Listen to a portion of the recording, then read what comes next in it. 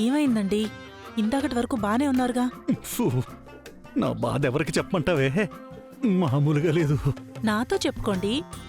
ఇందాక ఇంటి నుంచి ఇక్కడ వరకు ప్రయాణం చేసి వచ్చామా? వచ్చాము.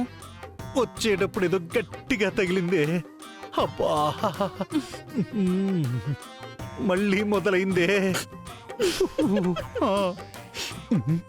నేను నొప్పితో అవస్థలు పడుతుంటే నీకు నవ్వులాటగా ఉందా? లేదండి. అది అలా అన్నావు.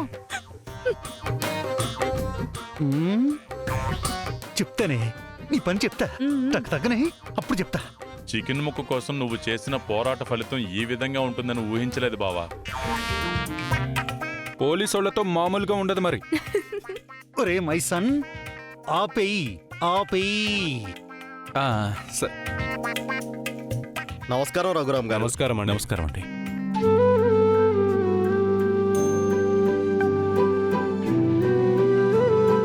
నాకెందుకండి ఇవన్నీ? డబ్బు కోసం పట్నాల బాట పట్టిన వాళ్ళకి ఇక్కడే ఉపాధి కల్పించింది మీరు. ప్రతి గడప పచ్చగా ఉందంటే దానికి కారణం మీరయ్యా.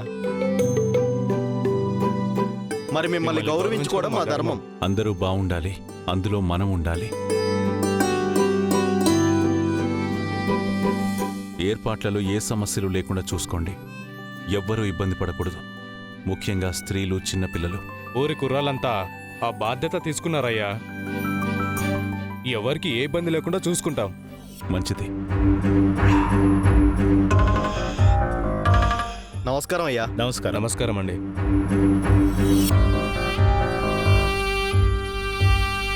కూతుర్ని శిక్షించి కుటుంబమంతా సంబరాలు చేసుకుంటుందన్నమాట.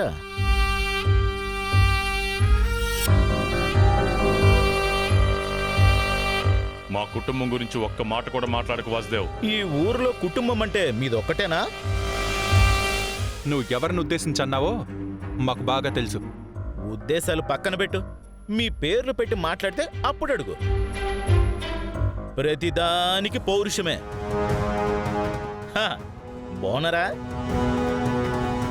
శ్రీను, మన రామ ఏ తప్పు చేయలేదు.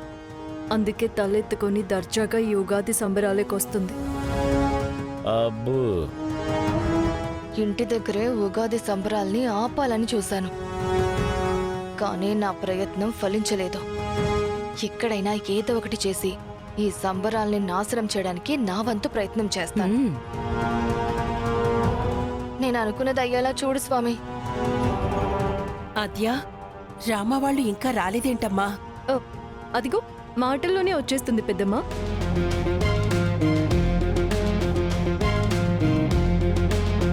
అమ్మా, నాన్న, ఉగాది శుభాకాంక్షలు.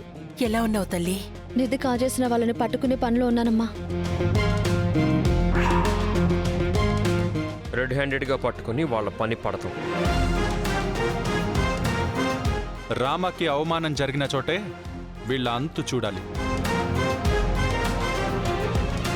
తన గురించి మాట్లాడిన వాళ్ళందరి నోర్లు మూయించాలి, ముఖ్యంగా అనగాదేవి.